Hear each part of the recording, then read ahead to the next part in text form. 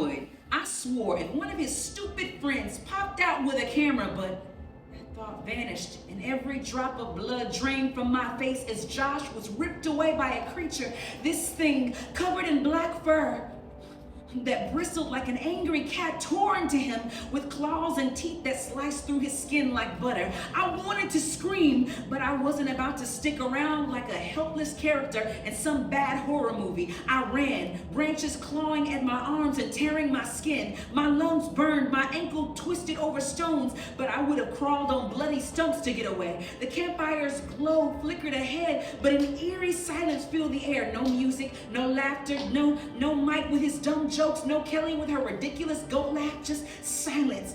When I burst into the clearing, the nausea hit me like a punch in the gut. Carnage lay all around, bodies torn apart, limbs scattered, forces slashed around beyond recognition, eyes wide open, frozen in terror. Then came the impact. Something huge knocked me to the ground, teeth sinking into my shoulder like fire, electric pain shooting up my entire arm and fingers. It threw me against a tree and I heard the crack of my spine shattering. Struggling to breathe, I looked up and there, in the firelight, was a monstrous black wolf, its yellow eyes locking onto me, savoring the kill. I thought of my daddy, who passed the summer before, and my mom, who I'd never gotten a chance to reconcile with. It was weird, but I felt a strange peace washing over me. I was ready to die. Bam!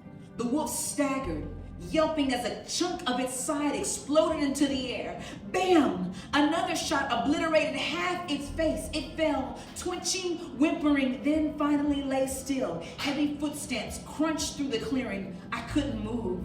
Pain radiated from my shoulder and shattered back, blood pouring from my wounds as my vision began to fade. I looked up to see a man, an enormous man, approaching me, holding the biggest shotgun I'd ever seen. He took in the scene with the calm of someone who's seen this before.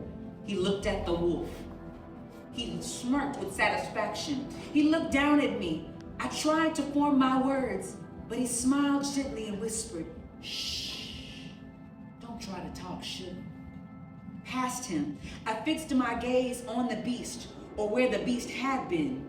In the wolf's place lie a man, half his face blown away, skull exposed, pale blue eye locked on me with an awful intensity.